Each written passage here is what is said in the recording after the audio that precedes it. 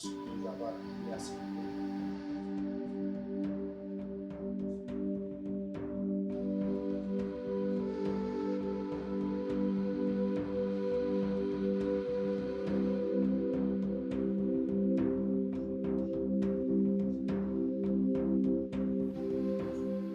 La combolisation, tirée du mot combo, qui signifie balai, est un concept initié par moi, Marie-Josée Ifoku, pour éveiller la conscience du peuple congolais à la nécessité d'une purification, d'un nettoyage d'abord personnel et puis collectif. Ce processus commence par un travail intérieur, donc c'est pour ça qu'on parle d'un travail spirituel, une pause, un arrêt, un temps de réflexion profonde où chacun s'interroge pourquoi nous en sommes là, comment on en est arrivé à ça, qui nous a conduits là-dedans, quand est-ce que c'est arrivé, quoi faire pour qu'il y ait un changement. On doit se poser ces questions-là, on doit s'arrêter à un moment donné pour dire que nous devons faire ce travail-là. Et nous avons compris que la transformation doit être d'abord intérieure. Parce que si elle est extérieure, c'est ce que nous voyons avec nos politiciens. Donc du jour au lendemain, quelqu'un devient un ministre, député, transformation extérieure. Nouvelle voiture, nouvelle maison, nouveaux costumes, plusieurs femmes. Donc il détruit même sa propre famille. Alors, donc vous voyez que, comme c'est une transformation extérieure, elle est vraiment éphémère. Je ne sais pas quel âge vous avez, essayez de voir combien de gens qu'on a connus comme politiciens, où sont-ils aujourd'hui? Beaucoup, vous allez voir, ils sont en babouche là. Parce qu'il n'y a eu qu'une transformation qui était extérieure. Et ça les a rendus fous, l'argent, la folie de l'argent, la corruption outrance, et ils se sont perdus là-dedans et ils sont nulle part. Mais nous voulons commencer d'abord par une transformation intérieure. Parce que la transformation intérieure aura un impact sur la transformation extérieure. Et nous disons qu'on ne peut pas vouloir aller transformer les autres si nous-mêmes on n'est pas transformés.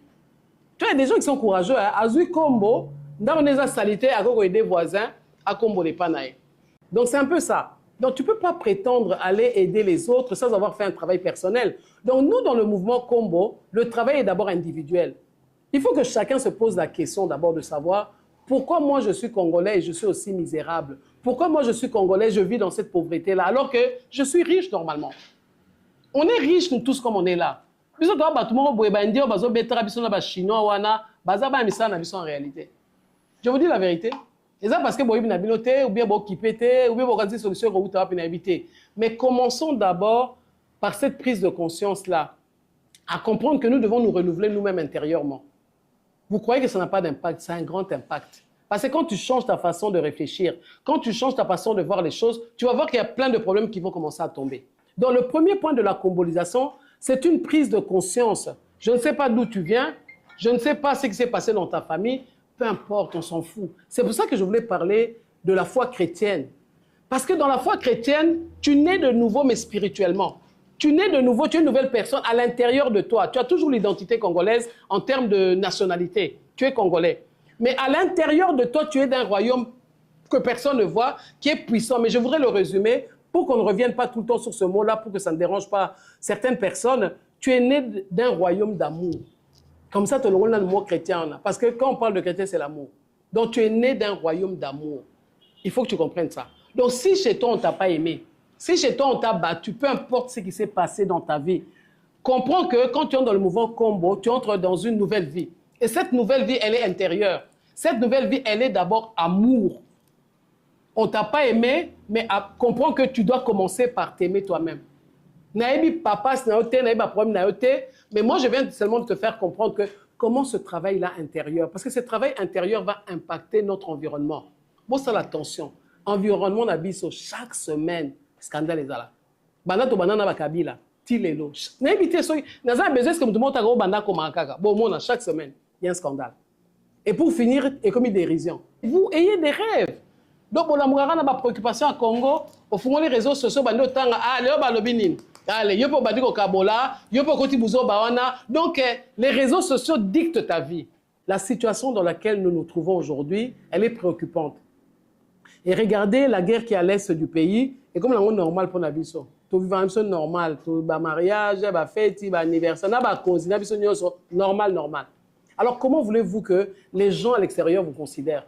Comment voulez-vous que les gens même puissent vous aider? Ils n'en ont rien à cirer de vous. Parce que toi-même, tu ne protèges pas ta famille. Toi-même, tu ne te bats pas pour ta famille. Pourquoi ils vont le faire à ta place? Pourquoi ils vont le faire? Ils ne vont jamais le faire. Parce que toi-même, tu ne fais pas ce combat-là. Donc, le premier point de la combolisation, c'est que commence un travail interne en toi-même.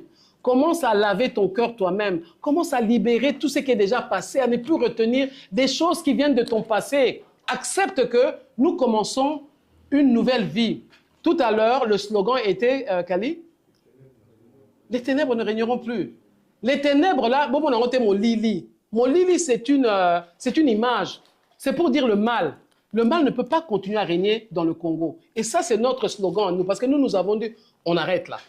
Donc, c'est toi et moi qui devons changer maintenant les réseaux sociaux en libérant des paroles différentes pour le Congo. Ton rêve là pour le Congo, c'est ça que nous allons commencer à déclarer parce que c'est ça en quoi tu crois. Mais tu dois commencer ça dans ta propre vie parce que quand tu commences à vivre ces choses-là, ça devient plus facile pour toi de déclarer ça. Parce qu'en réalité, les gens ne comprennent pas que ce que nous sommes extérieurement, c'est ce que nous sommes à l'intérieur de nous. Mais je suis sûr que la plupart d'entre vous, c'est la vingtaine et la trentaine. Donc, vous n'avez même pas connu l'époque de Mobutu. Où nous étions frustrés, où c'était pas possible. On était frustrés, une dictature incroyable. Vous voyez ce que je veux dire? Et on a dit, il faut qu'il parte. Mais il est parti, est-ce que les choses ont vraiment changé? Les choses en réalité n'ont pas tellement changé. Le même état d'esprit continue. Vous voyez? Parce que c'est ce qu'est le Congolais. Donc, il passe son temps à parler. Avant, on parlait en cachette. Internet et ya, journaliste Albo Tamara, na tongo emra bandi, batue ba Hollandais. Autant de followers, tu dis, what? Il a 300 000. Il raconte n'importe quoi et puis les gens le suivent. Parce qu'en fin de compte, c'est plus ça va toi. On peut parler quoi? Mais non, c'est pas la vérité, c'est un fait. T'es maman. Donc, ils ne veulent pas accepter. Parce que ça les console. Donc, tout le monde se réveille, tout le monde fait ce qu'il veut. On est dans un désordre qui ne dit pas son nom.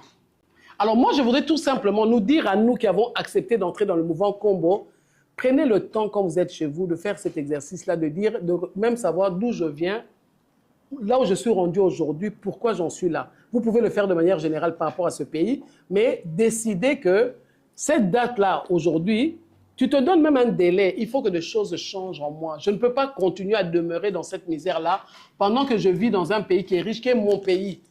Le Congo, c'est notre pays. Il faut sortir de la victimisation. Les Congolais, c'est des victimes, des éternelles victimes. Refusez d'être victime, même dans la vie de tous les jours. Soit celle qui assume en haute. Assume. Hein? Il faut assumer. Au travail, j'étais là, je demande à la dame, attends, on est là dehors, où sont les clés? Elle me répond, oh, t'es fongo les tikali. Je dis, comment ça fongo les tikali? Mais tu as oublié la clé. Aboyi kolobake, j'ai oublié la clé. Fongo la etikali. Donc, fongo la aboyi koyanae. Non, mais c'est un langage qui montre que c'est un problème de responsabilité. Tu as oublié la clé, ça arrive, non? Elle ne veut pas jusqu'au bout. Elle a refusé de me dire qu'elle avait oublié la clé. Parce qu'elle dit que je la force à dire ça. Je dis, pour que tu comprennes que c'est ta responsabilité, ce n'est pas la responsabilité de la clé. Le problème de Congolais, on est des éternelles victimes. Et quand tu es victime, il y aura toujours des gens, c'est pour ça qu'il y a des prédateurs, non? Parce que les prédateurs, ils ont besoin de proie. Donc c'est comme ça que nous sommes des proies pour les autres. Mais si nous commençons à avoir de la fierté nous-mêmes, si nous commençons à voir les choses autrement, regardez même les Ouest-Africains, ils sont différents de nous. Même si nous sommes tous dans la pauvreté, on a moins de fierté que les Gabisso. Nous, on a perdu toute fierté. On a perdu toute dignité. Depuis que Avdel a Kotara na vie na biso a Boma biso penza. Mobutu a Nyogola biso, mais Mobutu nous donnait une dignité quand même, quand on était Zaïrois, qu'on le veuille ou pas. Il y avait une certaine fierté d'être Zaïrois. Donc nous, quand on était en Europe, donc tout le monde a rabattu sur Pamba, Ouest-Afrique, tout le monde a bandingari, non? Donc on a... Et puis, ils nous craignaient. Hein? Donc, quand on venait des fêtes, on dominait, on emmenait notre musique. Quand on va des fêtes, on amène notre chikwang, notre fumba. Donc, on dominait tout le temps. Mais aujourd'hui, donc les gens, quand ils nous regardent, tous ces Ouest-Africains, donc, pour rien. Est-ce que vous comprenez? Et on a perdu cette dignité-là. Et dans Moko, nous voulons que vous puissiez recouvrer cette dignité-là. Et cette dignité, vous devez la recouvrer plutôt à partir de vous-même. Et je vais aller petit à petit pour vous donner comment recouvrer cette dignité-là et en profiter pour aller conscientiser aussi les autres. Parce qu'on a dit le premier point, comme je dis de manière générale, c'est d'abord un travail personnel.